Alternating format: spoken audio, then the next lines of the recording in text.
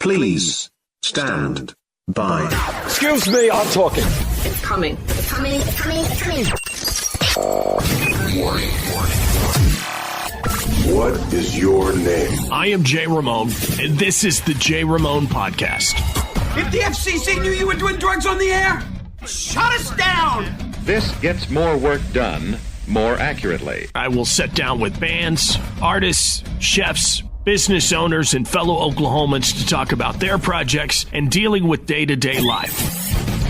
This stuff can give you brain damage. This is the Jay Ramone Podcast. The power of the internet is truly amazing.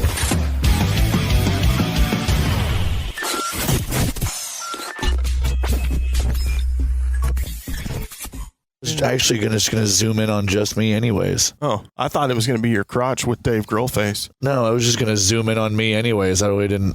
I love that you've finally gone like full-blown vein where you have your own camera and tripod. Instead of hiring a crew like you talked about for years, you just bring your own that follows you around. Yeah, dude, this tripod's the shit. Okay, what if you got a harness that you could attach it to where you just be hands-free but just be live 24/7? I don't know, dude, because one of my favorite, because that reminds me of like selfie stick people. What was that movie where they filmed that guy's life 24 hours a day? Like 30, Truman Show? Truman Show. That was a good movie. You could be your own Truman Show. In that case, I don't see you. Good afternoon, good evening, and good night. Oh, dude, the Truman Show was dope, bro. I loved that movie. Okay. That was one of my favorite Jim Carrey films. So before we get all like top 3 Jim Carrey films. What? No way. Get all into this. This is the Jay Ramone Podcast with Rock 100.5 The Cat, and I am sitting here with Riley Hahn from the mega superstar band Soul Crisis, and Ray Drink All Day named you Soup Crisis. Is that correct? It was Soul Crackers, and, or Soup Crisis. Yeah, there was a bunch of them. Soul Crusties. And what people don't realize is if Ray gave you a food name or like your band name a food name, that means he really, really loved your band. Yeah. He also said I would give him rides home. Well, yeah, that's part of the deal. You had to give Ray rides home. You're welcome, Riley. You're welcome. Was that there before? Did you add that just for me? I figured you needed your own hip-hop air horn. I've always wanted that. I know you have. I have the sound effect on my phone. I also have the wah, wah, wah, wah.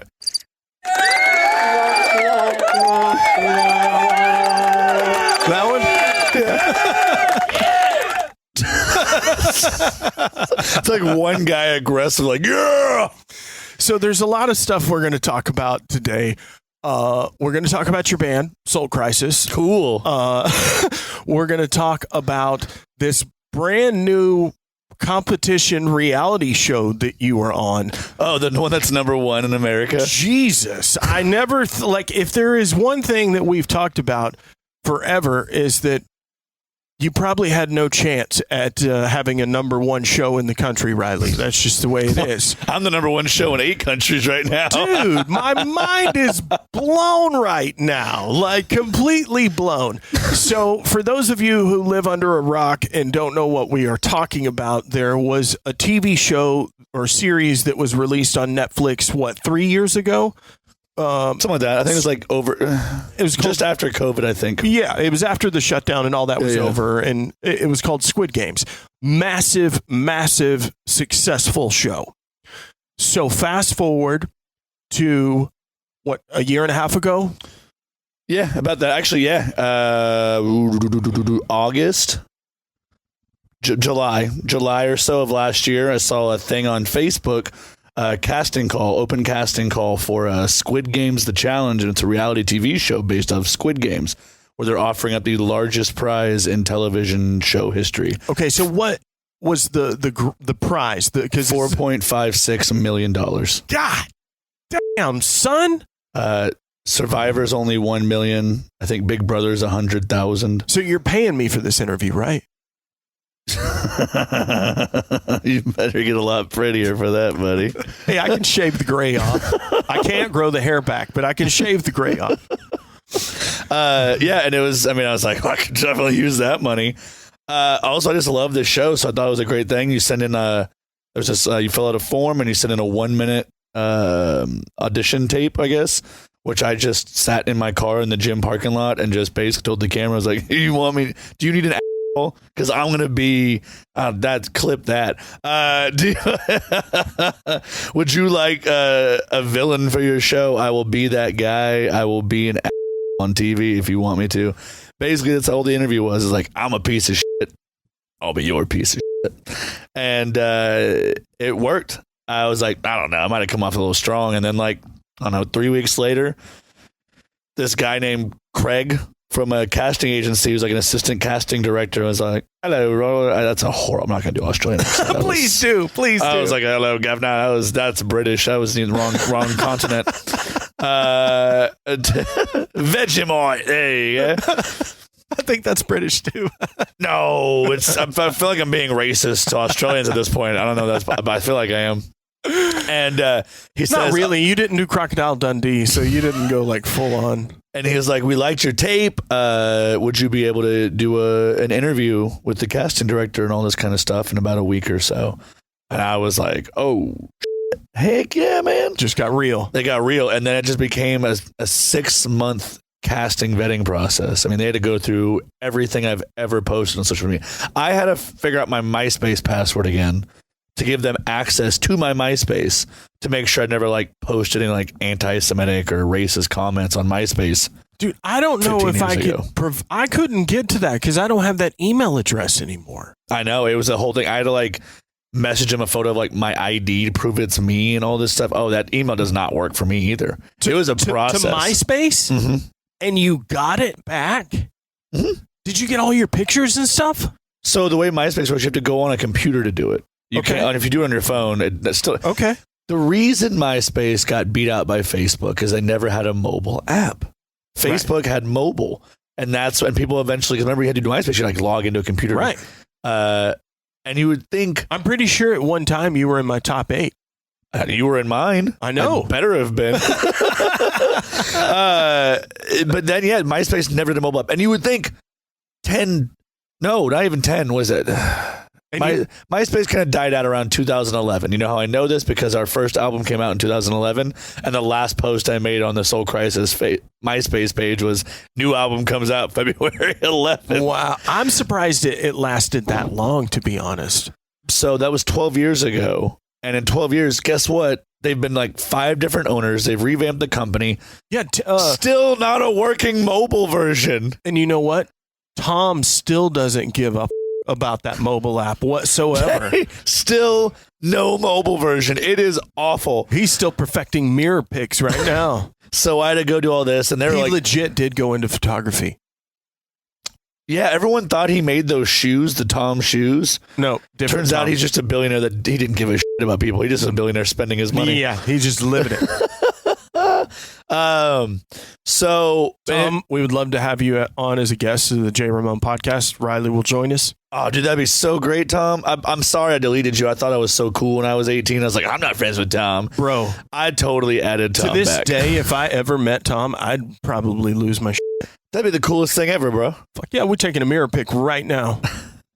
Dude, mirror pic, or where you write someone's name on your hand and you're like, yes, if we could, all the scene girls did. That was all my page was. If I could find a scene hair wig too to go with it, dude, it would be on. So I remember they were pulling up posts I made about things, and they're like, hey, we need you to delete this. We need you to delete that. What? And did you still delete your MySpace? No, not from MySpace. Oh. It was things I had posted on I want to say Facebook. Things I had posted on Facebook like 10 years ago and stuff like this. Really, really things. God, I wish I could remember now. But there was something. I remember one. I retweeted something Sarah Silverman had posted. Oh no! But it was the comment, wasn't it? So when the lady's on the phone reading me the tweets, I have to delete. I don't think the proper term was to laugh at what she was. So it was a post from Sarah Silverman, and it said, Is it that I love watching this show? And I hear this British woman on the phone because the show's in London. She's like, "You wrote this, 11 years ago on Twitter." And I was like, I laughed because I was like, I wrote that because that's really clever. Turns out it was a retweet of Sarah Silverman, but I laughed hysterically. I had to delete it. I was like, I'll delete anything. I don't care. But it was just things like that. I had to like make sure that wasn't there. Bro, I've followed you on social media. I know the offensive things you've posted. How long was that call? Oh, I had on things that were flagged. I think I had over 400 flags, like on my social media profiles. That's lower than I thought. But that's just using the word. If you use like the F word or ass or bitch or something like this, like that gets flagged. So if I'm like, hey, bring your ass to Kong's, which is a bar I work at, that gets flagged because I use that word in it. So I mean, there was only like 5 or 6 where they're like, you can't post that. You and Chappelle getting reined in here on social media. So I did all that. It was a 6-month process. It took forever. I didn't find out I was even on it, which, spoiler alert, there was people that found out in August that they got it. I didn't find out until 6 days before my plane left. Wow. Which was in January. So I saw your posts from England or Europe or wherever you were at. London. But I just thought that was normal because I've known you for a long time and you've always kind of taken random European vacations. I'm going in January. Yeah, when you can. And it's usually in January. And so it's the cheapest time to spoiler alert, if you ever want to travel to Europe and you don't mind the cold, January. Nobody's there. It's the slowest tourist season. The plane tickets are the cheapest. No one's at the museums, the churches, the sightseeing things, but it is also 20 degrees outside. But if you're just like not trying to hang out outside, just like sightsee and take pictures, guess what? Castles look the same when it's cold as when it's hot. And it's half the price of traveling in the summertime. So I just thought you were on one of your European excursions. Like I did not realize that you were over there filming this show. I wasn't technically even allowed to post photos of myself in London. So it was a whole thing. I remember when we got there, they had to quarantine us. So everyone had their own, they rented out an entire hotel. So we were staying in it. Everyone had their own hotel room. And is this because we were just freshly like post-COVID, or was this because they didn't want anybody to know? 2 reasons. 1, they don't want people to know. 2, it was post-COVID. They want to make sure if anybody is sick or has anything, they're isolated in your room. Traveling abroad, whatever. And 3 was also because they wanted to kind of get you used to the torture you're about to go with. So like in a cozy hotel room by yourself, you're still alone and isolated from people. So it's not near as intense as the show was, but it's still something. I mean, you're trapped in a room. You can't go anywhere. You could only eat when they told you to. You went down like in little groups. You had to wear a mask. You're allowed to talk to anybody because they wanted all the meetups to be organic on camera. So they didn't want you like making friends and alliances in the hotel. Because what happens was how difficult was that for you? Well, no, you're a social person. I am, but here's the thing, though. I want to be an asshole, so I was kind of like, I'm a pretty big dude. So I remember just like being there, and just like in the elevator, just kind of like sizing up people. Like, I'm pretty sure I taught you that. I'm gonna fucking you in this game. Sorry, am I allowed to swear? Yes, I taught. Okay. I taught you the tower over people move. Yeah, and I would just do that. But yeah. So, but then there'd also be, there's a security guard like at the elevator every floor. If you talk to anybody, there'd be one that rode in the elevator all day long. So all I did was ride in the elevator to make sure no one talked to anybody. Wow. They had 456 contestants, just like the show. They also had an extra like probably 50 backup people that were just literally cast and flew to London to stay in the hotel just in case someone like tested positive for COVID. I know 2 people got caught doing the hanky panky. And it wasn't you? No. For I'm not going to miss out on $4.6 million for any of that. So they were done. Huh? So they were out like immediately when they got caught. When they got caught fraternizing, wow. they got booted, and 2 people came in. I know a few people got tested positive for COVID. They got out. Some people they just had their hotel room doors open and they were just like talking to each other. Out. Lost the whole thing. They never even got to play the game. Wow. I know I'm not, because in case you haven't watched it, I don't want to do spoilers yet. But a really good friend of mine that I've made in the show, who makes it very far in the show. I mean, I'm not going to say names, but I'll say this. Makes it all the way to like the second to last episode. Like makes it to top 10. Wow. Was a reserve player, a backup player who didn't even know until the morning of the show. Like they got there 3 days before us. They sat in a hotel for 6 days, not knowing if they even didn't have a player number or nothing. And they made it to top 10. Wow. Because someone tested positive for COVID. So they got to play. What kind of dumb luck is that? It's insane. That's so crazy. And here's the crazy part. This person is way more interesting than me. Way like has viral videos on the internet that are hilarious. Really nice person, really outgoing, very talented. You know the tag tournaments on TV? Yeah. He's like the world champion, like in the professional tag tournaments. What? Yeah. I'm not going to say his name or anything like this because they don't really talk about that in the show. If you know who he is on social media, you know. But yeah. So it's way more interesting than me. I'm like, why did I get picked over this guy? But he made it all the way to top 10. So good for him. But yeah, so we're in the hotel for a couple of days. And is it a winner takes all on the money? One person. Wow. One person. Second place gets nothing. Cutthroat. I'm trying to. The story in the show is even longer, so I'm trying not to dwell on this too much. But yeah, so we do this. We wake up early. We get to the show, and then it's. I think the wake up call to leave for the show. I think it was like 3 or 4 in the morning. Was when it finally was like, all right, everyone be downstairs at this time, line up.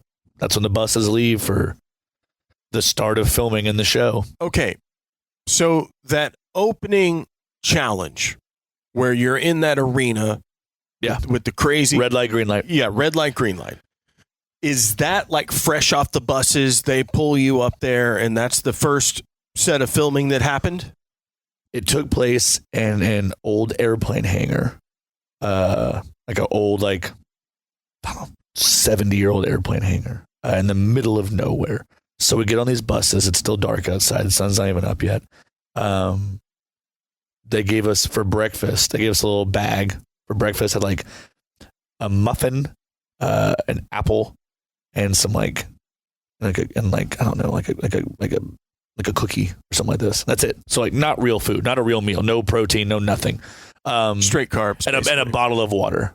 So nothing. So no, that's not no substance. Right. And we get to the airplane hangar and we pull up and we don't know what's going on. We're like, is this where the entire show is being filmed? Because it was like an hour-long bus ride to the middle of nowhere. Like this is like where you hide a body in the middle of nowhere. And we put this massive airplane and we're like, it's big. And we're like, what is this? Like, we thought like maybe this is where the dorms are. We didn't know what was going on. We get there and we go inside and it's just this giant airplane hangar. No insulation, no nothing. It's probably 20 degrees outside, freezing cold. So the same inside then? 100, yes, exactly. Same inside because all the big giant doors are open. It's pouring rain and it is freezing. Because they knew it was going to be cold, they gave us a pair of long underwear to wear under our tracksuits and stuff like this. But that's it. No gloves. 2 pairs of socks. And no gloves, no earmuffs, no nothing like this. It was freezing. And then we get in, and then they have us separate out into tents. One, like 100s, 200s, 300s, 400s, pretty much. And that's where we like get all of our stuff. Because all we had before was like we had our jumpsuits for this. That's where they give us the mics. They had all our mic packs. They put the little squib vest. If you watch like where it looks like we got shot. Yep. They put those on us, and then they check us all off, and then we just wait. And they had some cold sausage rolls if you wanted them, and like 1 space heater per tent. And there's 100 people in each tent around 1 tiny space heater, so we're freezing to death. And then I'd say about an hour or 2, we walk into the game room and we see the red light, green light, like arena. And we're like, holy shit. Okay.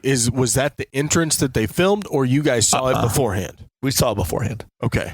Because there were a lot of people who came in. It looked like they had not seen it beforehand.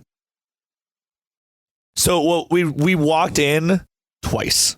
Okay. So I don't know what footage they used. They might have used the initial footage because we all cameras are always rolling. Yeah, we walked in once And we were like, and I mean, it was holy shit. You think it's big. You have no idea. I mean, I don't know how long it was exactly, but I'm going to say longer than a football field. Soccer field? Probably. Soccer fields are bigger than football fields. Probably. It was, you see it on TV and you're like, oh, that's an easy. No, it looked big. Just walking it without stopping, just like a brisk walk without stopping, would take you over a minute. It was long. Like, I mean, you're sitting there, that doll at the end is tall. And that doll at the very end is 2 stories tall. And it looks this big from how far away you are. There's like one shot in the show where it really shows like our perspective, and there were a lot of older people. Oh, there was seniors. There was one guy with one leg. He had a prosthetic. He did not make it. I didn't see him, but I saw several grandpas, and I was like, oh my God. They were all boring. Like, they're not going to make this. That was just for looks. Yeah, no, I crossed the finish line with Leanne, who was like a main character on the show, older lady, and that was kind of a kick to the groin. We're like, oh, I crossed the same time that senior citizen lady crossed. How much did you work out when you got home after you saw that episode? But yeah, so they did that, and then they filmed us going in, and then they went over the rules of the game. And this and that, like, here's what you do. They took a whole bunch of group photos of us, which you can find like on the Netflix website. It's like a group photo of all of us, like there, of everybody. And then we stopped, took a break for lunch, and that was also awful because they took everyone's lunch. Like, who wants fish? Who wants chicken? And the food was awful. And someone, I guess, decided they didn't want the chicken, or didn't want the fish, so they just ate the chicken. So I didn't, like, me and like 6 other people that had chicken didn't have food. And then they were trying to wrap it up, and like, we gotta get to filming. So eventually, I remember like after like 30 minutes waiting, they're like, well, I guess you have to eat this fish. Well, now at this point, the fish has been sitting there for 30 minutes in this freezing cold hanger, so it's ice cold fish. Gross. And I'm like, oh, cool. So that's all we got to eat that day.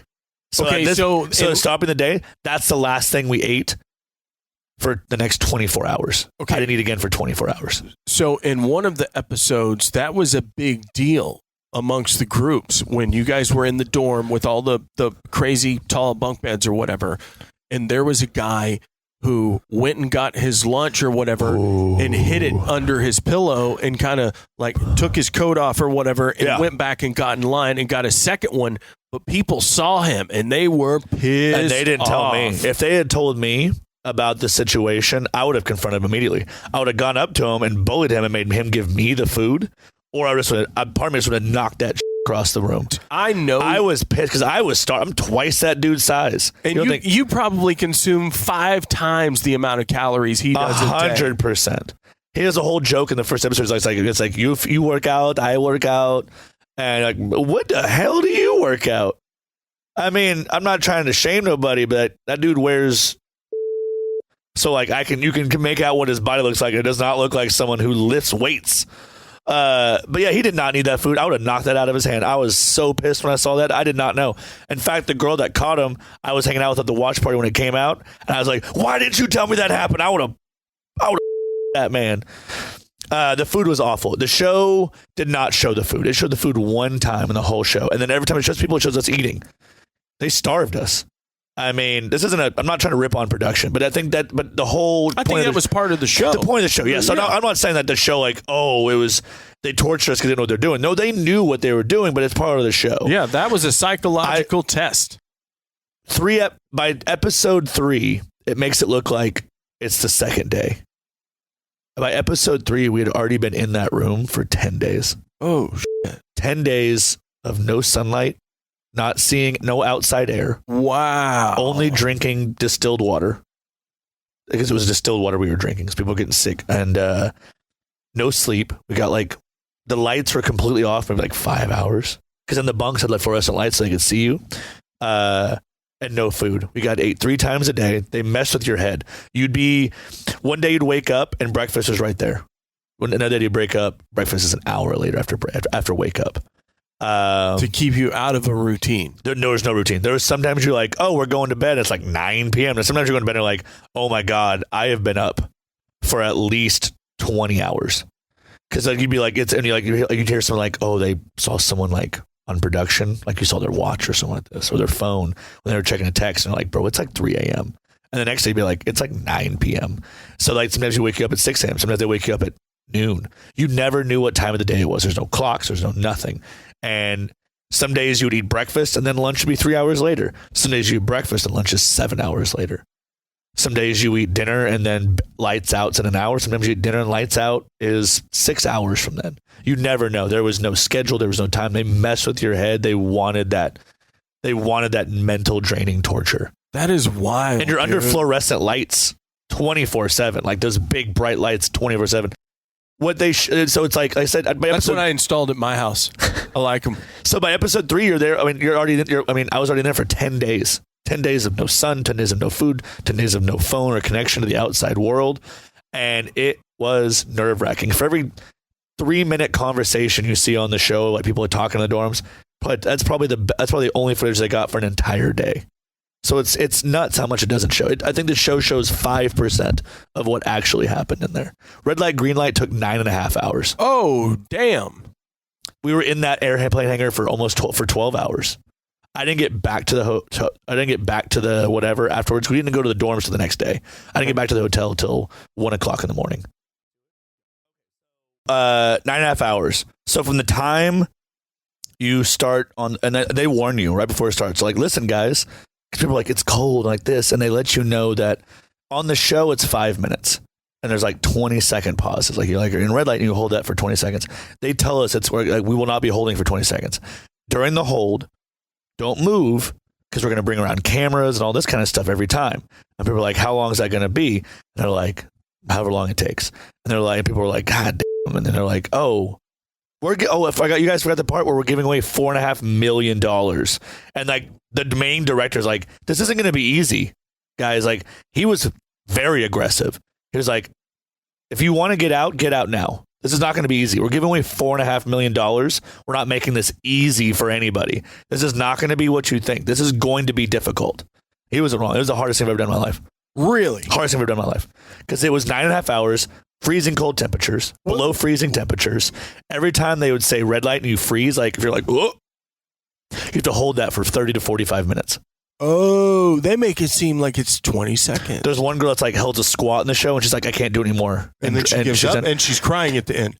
She wasn't crying. Her lip was shivering because she was freezing to death. She was she was getting hypothermia. Pretty much. Wow. She held that squat for 45 minutes. Wow. That's why. Held that squat for 45 minutes. Is that why so many people dove like on the ground? I started laying down. Yeah, because I got to the point that like holding positions was excruciatingly painful. People were falling. People every 20 minutes you're medic, because someone had just like passed out or something like this. Wow. But like I said, and they're all like a lot of people are trying to like sue Netflix for the torturous behavior and like injuries taken up.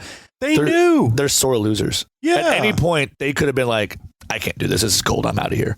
So if you're saying you're suing because you got hypothermia, you could have been like, I'm cold. I'm going home. You didn't have to stay. No one forced you to be there. And people are suing about it. They're bad moods because they're like, oh, I didn't move. Well, they say it's rigged. I'm like, it's not. It's definitely not rigged. There was a lot of celebrities and TikTok stars and stuff like that over there that did not make it through. I think if they wanted to make people through, they'd probably put the bigger name people through. What was the biggest like influencer, TikTok, YouTuber that you saw there competing? I didn't know until the show was over. And like we started adding people on social media, like, God, that person got like 1 million followers on TikTok. That Steven guy with the mullet. Yeah. That dude's huge on millions of followers on TikTok. Really? Uh-huh. Wow. Girls will be like, oh my God, is that the guy from TikTok? Yeah, he's big. Brighton 432. Yep. He's not necessarily big. I think he probably had like maybe 12,000 followers on Instagram. I don't know about TikTok. He's definitely huge now. That dude's on everything. He's doing TV Guide. That's my boy. He's doing TV Guide. He's doing Entertainment Tonight. He's doing all these shows he's getting brought onto, and good for him, dude. The show made him out to be like a villain, and I want to sit right here, right now. That dude is awesome. That dude is still my guy. The show, it's all editing. People need to stop taking things, what they see on TV, for what it really is. Every time you see him being an asshole to somebody, there was a reason. They just cut that reason out to make him look like a villain. He's one of the nicest, full-hearted people I've ever met. And I think the show did him dirty and make him look like a villain. And I'm going to make a video here probably the next day or two, like on like TikTok, like letting people know, like, yo, this dude's legit. People keep coming to me like, that guy sucks. That guy's a douche. That guy's a tool. He's a cocky 22-year-old, kid. But like, as far as who he is as a person, that's a good dude that gave you the shirt off his back. And I 100% would have his back to the end. So for people who have watched, they know that you're no longer on the show. You got eliminated. Spoiler alert, Jesus. Also, why haven't you watched this? The number one show. Well, which camera am I looking at? It's the number one show.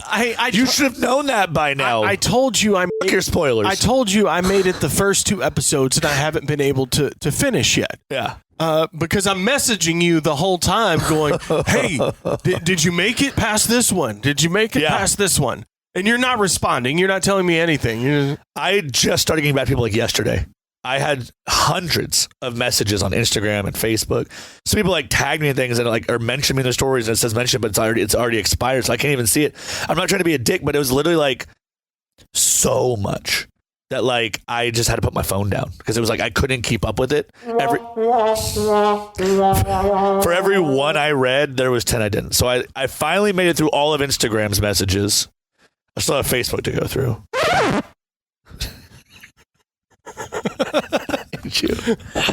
But hey, it gets better. But it was the craziest thing I've ever done. Red light, green light was the hardest thing I've ever done. I mean, my feet hurt and my shoulders hurt. I got stuck in one position with my arms like straight up, and I'd like hold my arms up in the air for like 30, 45 minutes. It was below freezing, and I was bulleting sweat. People were telling me that my face was white, my lips were blue because I was just like, for real. The cookie was the most stressful thing I've ever done in my life. Cookie monster? Oh God, I hate you. The Dalgona cookie was the most stressful thing I've ever done in my life. It brought so many grown men to tears. Dude, there were a lot of people that were having my hands were shaking. Meltdowns. Yeah. My hand was shaking. Having hardcore meltdowns. It was nuts. I remember raising my hand after I did it. One side, because I did triangle. So people thought triangle would be easy, but people got cocky with triangle and like break off a side that wasn't ready yet. So more triangles got out than stars.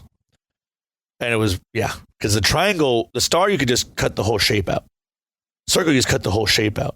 Triangle, you had to break off 3 separate sides. You know what I mean? Mm-hmm. So people would think that side was ready and it wasn't. Take a corner off the triangle.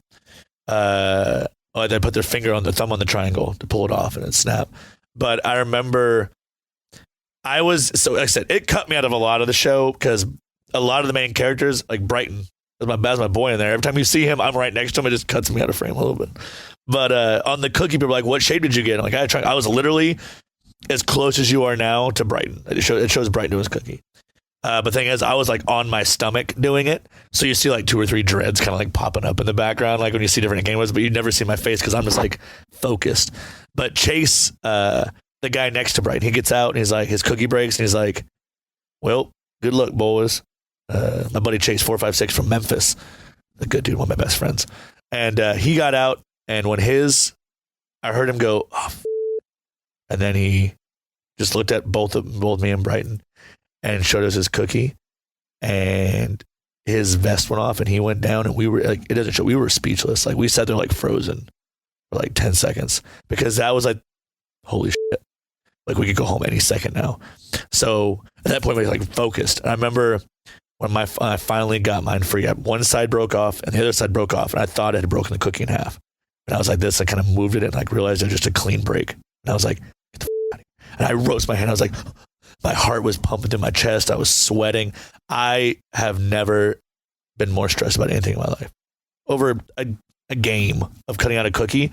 But for some reason, something about when you're in there, with the mind fuckery, it seemed real. Like it didn't seem like you was like, oh, I'm about to go home and eat some pizza, or oh no, I didn't win the money.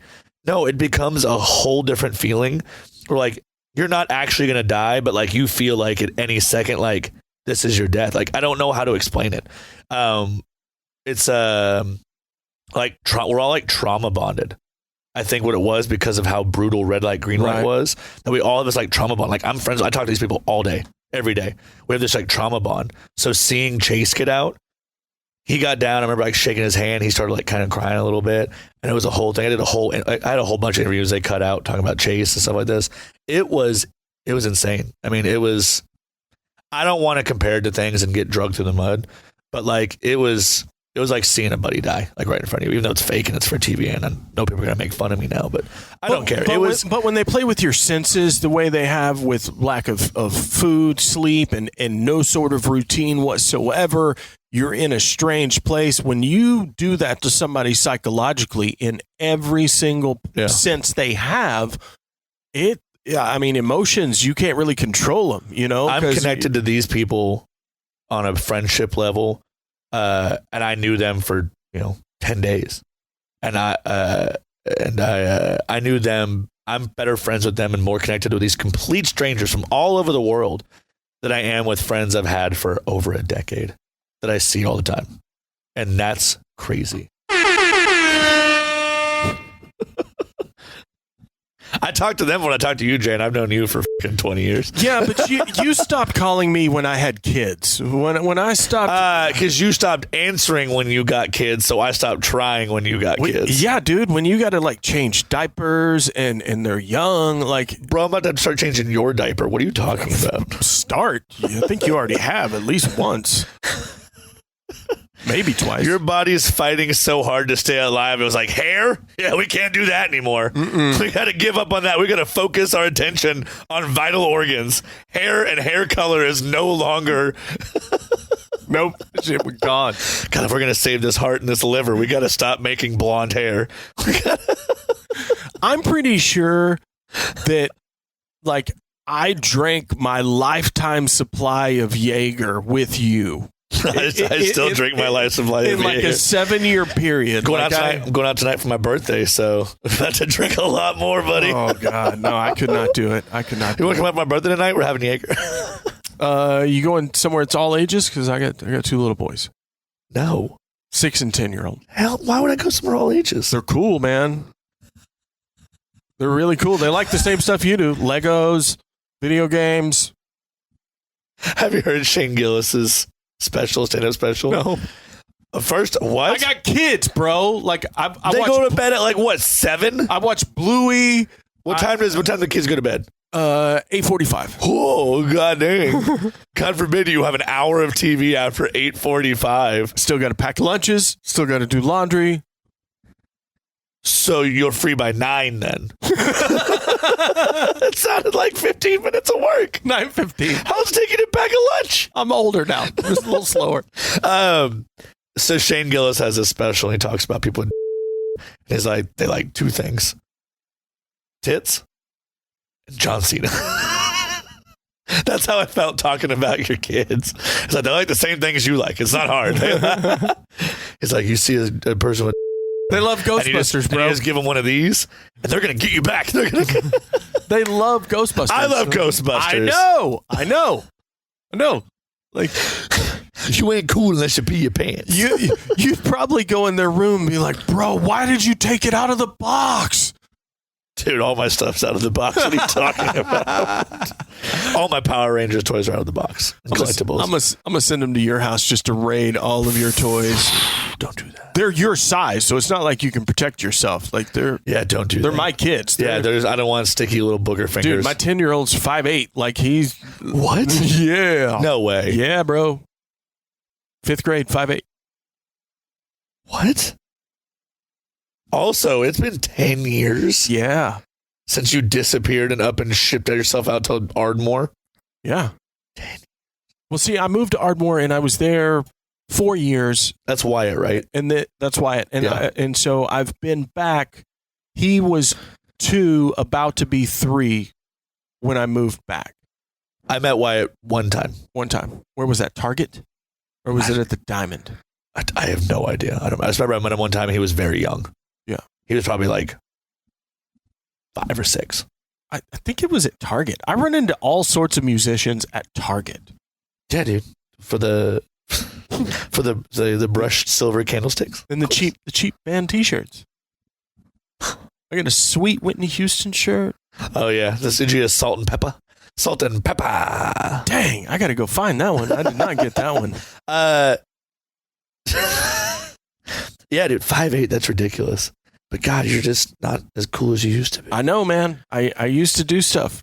Now I rock that dad life. Oh man, I made you make bad decisions. Lots of them. We should have been dead. You almost were a few times. Yeah. You took it harder than me. Yeah. I'll be honest. You went harder than I did. I went hard a couple of times. You were the bartender, and we're just like, "Are you sure?" And I'm like, "Yeah," because I still had to drive. So that's what I'm trying to say. Yeah. I don't go out with people and like ride with people. Like I always had to be the one driving because I like to have the ability that I can be like, "I'm not liking this. I'm leaving." And I was like, "Heck yeah, I'm riding with you. I'm getting hammered." So you would always get hammered. I'd be like, I still got to drive. I still was reasonable enough to be like, I should probably stop. You're like, 5 more and some Rumplements. Man, I remember one time at Edna's when we ordered it was my birthday, and we ordered 40 lunch boxes at a time. Like every time we'd order, it'd be like another round. They're like 44 of them. Yeah. Back when the lunchbox was cheap. Yeah. How much are they now? Like $6 to $8 somewhere. Golly, because what were they, like $4 back then? Something like that. Yeah. It was cheap. Because the Coors is $2. The $2 handles of Coors. Yeah. I want to say they were $4. Okay, so, man, how do I even remember some of those times? So let's talk about Soul Crisis. All right. It's been 10 years. Oh, spoiler alert. Let's finish it with on Netflix right now, #1 show in America. Boom. That's me. Squid Game's a challenge. Anyways, transition. Soul Crisis. And I thought about giving the spoiler as to when you exit the show, but let's make them watch it. Let's make them watch it. But one last question. The fact that I'm interviewing Jay tells you that I didn't win the money. One last... Dick. I'd be on like Regis or something. Was Regis alive? I don't know. Did Regis die? I think so. Jesus Christ, bro. Wrong sound effect. Well, Michael Strahan's way cooler anyways. I like Michael Strahan way more. Anyways, okay, back to Soul Crisis. Yes. Back to the show. What was the most difficult overall challenge that they had you do? I mean, red light, green light. By far. I mean, that by a mile. When you told me how long you had to hold those positions, that makes that one to me by far the most challenging one there is, and it makes the way people played it make sense to me now. I mean, for this show, we have 2 years of free on hand 24/7 therapeutic care, like therapists and psychologists. Wow. Wow. Like a welfare. We have a number we can call. Everybody in the cast, all 456, have a number to call. And for 2 years, free mental health checkups. Well, they'll do like webcam and over the phone, however you want to do it. And they cover all the cost of it because of the severe PTSD that most people have gotten from this competition. Wow. So, I mean, shout out to Netflix. That's really cool of them to do. Yeah. But I think they do that for every show. I say Netflix, but I'm sure they do that for Survivor and Big Brother. I'm sure they do it for all those shows. They did that for the American Gladiators documentary? Which was awesome. I didn't know Nitro was so cool. Dude, every single cast member I can see Riley would hang out with him right now. Bro, oh my God, yes. It shows I thought some of them were still cool. But yeah, dude, I'm sure they do that for all reality shows. I'm sure Survivor's mentally daunting as well. There was a girl there from Survivor, Figgy on the show. She was on Survivor. Wow. And she said this was harder than Survivor. Oh, I believe that. So like living on an island, brushing your teeth and in the woods, and our show was harder, more difficult, more daunting on you. But yeah, it was a great experience. I'm not trying to talk shit. It was traumatizing and scary, and holy shit, I can't believe I did it. I still feel awesome I did it. I'm proud that I did it. I wish it had ended differently for me. Like that, we were doing this in my mansion instead. But I walked away with 200 of some of the best friends I could ever have from all over the world that I talk to on a regular basis, and I'm And I feel like it's not as good as $4.6 million, but it's pretty cool. And like we meet up, we hang out. I was in Atlanta hanging out with someone the other day, and I'm about to go fly out and meet up with a whole bunch of them here next week. And I feel like that's awesome to me that I have these just friends that are from all different walks of life. People that like, if it hadn't been for the show, I never would have ever met or talked to in a million years. And it's like I become so good friends with these strangers, and that's cool with me. And I'm happy with that. So no regrets. And I loved it. And the show, when I was watching, remember I got eliminated, I was like, this show's going to suck. Like, it's going to be so boring. No one's going to watch. They'll probably stop watching around episode 3. It's going to be so boring. Dude, this is a good show. It's a good show. Holy crap. Like, I don't watch reality. If you weren't on it, you would still be obsessed. You would have been binge watched it already. I've watched this show with people, and they're like, that weren't there. And they were like, and I just look over, like, because I know something's about to happen. There's jaws just like breathing through their mouth. It is not, it is a very good edited and filmed show. What they did was incredible. Like I said, they only showed 5% of what really happened. There was a lot of drama and crazy stuff that happened. Like, we didn't have lip balm and everyone's lips were dry. People were taking the condoms because they give us condoms and like rolling condoms on their lips for lube. So like there was a whole, like 2 days, people just like walk around with condoms on their fingers. Wow. For lube on their lip, for like chapstick. I got into it with someone like there's a guy that gets eliminated on the show, and all it shows is Brighton threatening the guy because he called him a frat boy, and it didn't show the part where that dude was saying homophobic comments and Brighton pinned him against a wall. It didn't say the part where he was saying racist comments and I grabbed him by the shirt collar and threatened to whip his ass. It didn't show any of that. It didn't show any of the real drama. It shows their narrative that they want, but it's good. It's a really good show. I mean, better if I was in it more, but it's okay. Okay. We can move on to other things, but I want to say this. I know why I didn't get the most TV time. And my whole circle didn't get the most TV time because we're funny people. And this show is not a comedy. No, it is not at all. This show is meant to make you jaw drop, shock and awe, and cry and sad and feel every emotion except for laughter. And me and all my friends the whole time were just cracking jokes like it wasn't getting to us. We're like laughing. So we are not what they wanted on the show because we're just like, to me, it's a sleepover. It's a sleepover with shitty food. I'm at camp and we're just like hanging out like we're at camp. You know what I mean? Like making dick and fart jokes and slap to the butt and like slap ass. And you know what I mean? Like just having fun playing games. So we're not really the prime candidates for the most dramatic TV show of all time. But it's a really good show, and I will vouch that. I mean, I don't have to say that. They're not paying me to say that. And it's a really good show. Have the streaming numbers for Soul Crisis increased since this show came out? I run the social media and I haven't been posting. I need to start posting like, hey, our singer's on this show to gain traction to it. I know what it is. I'm getting a lot of new followers and I see our page getting followers, but not that many. I felt like I didn't have that big enough of a presence on the show that people are like, oh my God, I know everything about his life and follow his metal band. Because the show's not, you know what I mean? It's like, he was like, oh my God, he's in a metal band. He's a screamer in a metal band. I gotta look him up. I just assumed you were going to tattoo the logo on your forehead with maybe a QR code. So I can zoom in the TV and just do it. That would have been smart. They make you pretty much like hide most of your tattoos most of the time you're there. I figured that would be the case. Like you have to sleep in your tracksuit. You can't take your tracksuit off unless you're in the shower. You can't take your tracksuit off. My tattoos are all copyright infringement anyways. I got Ghostbusters and Power Rangers, and they're not owned by Sony or Hasbro, so they probably can't show that. But that's stupid. It's a tattoo, but yeah, we were pretty much, everyone was like, wearing the tracksuits the whole time. So Back to Soul Crisis. Yes. 10 years ago? Is that when the record came out, or 12 years ago? 12 years ago. 12 years ago. Okay. So you guys have been working on new material. Yes. Here lately. Ish. Chad had a baby. I know. Chad had a baby. I know. You're going to have to babysit. Yeah, that's probably a bad idea. May wait till he's like 4. It's a girl. Oh, yeah, you're not allowed. Okay, you said it in a different thing that I was implying. What the shit? I have 3 nieces, and I was a great uncle. I'm just saying.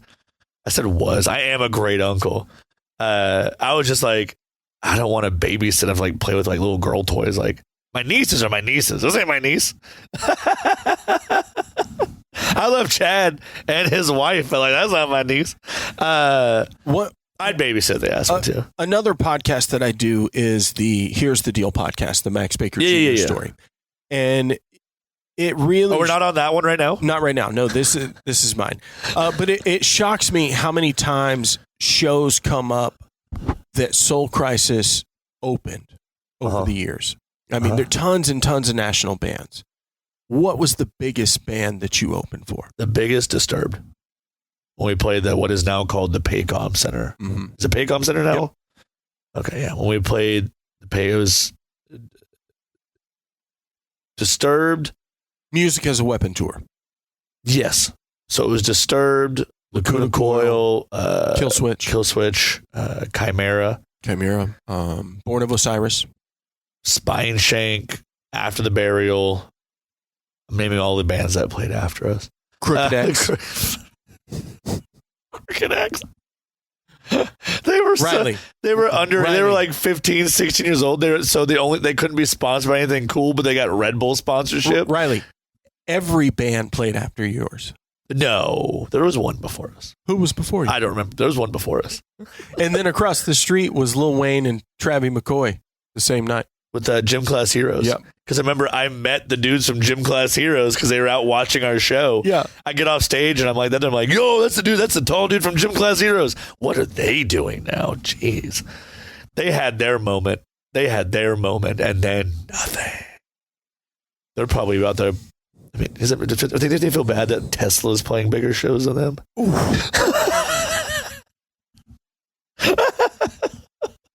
So what is next musically for your band? Wait for Chad to finish? So the pandemic was hard on us. And what happened with Soul Crisis? We were killing it before the pandemic. We were touring. Yep. We had 2 tours booked or lined up for 2020. And it was going to be our year. 2020 was like the year we had planned for. We had built up to it. And like, this is like the thing. We're going to do all these tours, get our name out there, and then we're going to start working on new music.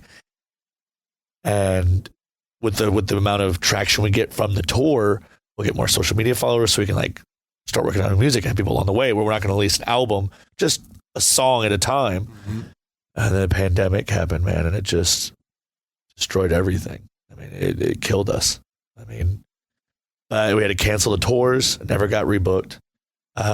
Everyone kind of went their own way during the pandemic. We didn't stay in contact as well as we should have. You know, we'd check in on each other once every 2 weeks. My bass player, his gear sat at my house for 3 months before he came to get it. Or 6 months. So I know he wasn't practicing. You know what I mean? My drummer started his own business. A car deal taking place on Bristol, Oklahoma. He moved to Bristol and started his own business. Chad put himself into his work and started a family and all of that. And I didn't do anything. All I did was wait because music was my main priority. So I just kind of waited. So running the bar business was, originally 60% of my income and 40% of my income. And then over time it just became, it's 99% of my income. And it's a huge damper. I mean, this podcast got sad and dark real fast, but it's real. But the pandemic killed us, and then what happened? I was like, everything is lifted. Let's go back to the way it was. Get back on the road, back to tour. It's hard to do because the problem is this: everyone was hit hard with the pandemic.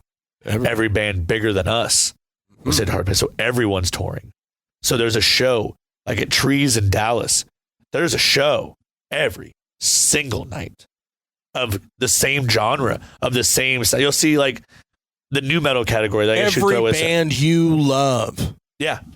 You'd see like, El Nino's playing next night. Who's playing the next night? Doe's playing the next night. Then Head P's the next night. And you're like, at this point, everyone was just competing with each other. So turnout was just shit. So then they're like, oh, we could just play bigger venues if we just all tour together and make more money. So what happened was us, like you said, opening for so many big artists. Not anymore, because now they're all touring together. So now they're all touring together. So there's no spots. Like here's the Diamond Ballroom locally. We'd always be able to play here because it's, we're like local people here. We just played the Diamond 2 months ago. That was like the first metal show that's in an opening support slot on it. In like 4 or 5 years. Yeah. Because no one has spots. Everyone's touring together now. They're like, hey, we could play a 1,000 cap, 2,000 cap room if we play by ourselves, or we could just join forces and we could play a 3,000 to 5,000 cap room. So that's what they're doing. More merch sales, more ticket sales, more money for everybody to be had, but bigger shows. So, but it puts bands like us who are like, third, fourth tier on the card. It puts us out of work. It's true. And it was a huge bummer. I mean, it was great to be back on stage. I missed it. I live for being on stage. I want to do it full time. That's what I love doing. But the pandemic has just destroyed the music industry. And I don't see it recovering anytime soon. People say, oh, it's back. No, it's back for like Taylor Swift and Drake. But not the small artists. Mid-level and small-level cards. Still struggling. Anybody that before the pandemic was playing 3,000 to 5,000 cap rooms, they're struggling. Anyone that was playing 2,000, 1,500, 500 cap rooms before the pandemic, not even playing anymore. It's the pandemic destroyed everything. And it's not coming back. It's not going to. I don't think it's ever coming back. Not the way it was. I think live music is toast. I think big name artists like Bad Bunny and Taylor Swift, they're going to continue to do great. But they also charge $2,000 for tickets because no one's buying music anymore. Right. We can't no one's buying music. I can't sell a $100 ticket to my band to be, you got to think comparable. $2,000 for them would be like $50 for me. You think I can charge $50 for a ticket to see my band play? Not a chance. Nope. And so we have to just, play these shows where it's $20 tickets. And we still don't see a huge chunk. We still don't see shit. And people buy merch though. And that's good. People are buying merch. We played that show the other night. We sold so much merch. So that was cool that people still cared enough and like wanted our t-shirts. And it was so great to be there. But I personally do not think that it's going to come back for the big name mid-level bands. Yeah, I don't think it's going to happen. Not anytime soon anyway. Up and coming, they got it because they're up and coming. But bands that were well established 15, 20 years ago that never made it past that mid-card spot, you're going to be playing dive bars, and that's all you're going to be getting. I mean, you're going to be making less money than both me and you on our day jobs. You know what I mean? They're basically making 50, if they're lucky, they're making $50K a year. Touring nonstop, making $50K a year. I don't want to end this on this sad note. So what we'll say is the next episode that you're on, we will discuss your massive love of Michael Bay movies. Ooh, and McRibs. This has been the Jay Ramone We're going to stop on that sad stuff right there. This Jesus. has been my guest, Riley Hahn from the band Soul Crisis, as well as the new Squid Games reality show competition. Squid Games Challenge. I can't even remember the name of the Squid number Games one the show in America, and you couldn't remember the name of it. It's the number one show. You had one job. Researcher guest. Number one show in America. Do I really need to research you? Do not research me too hard.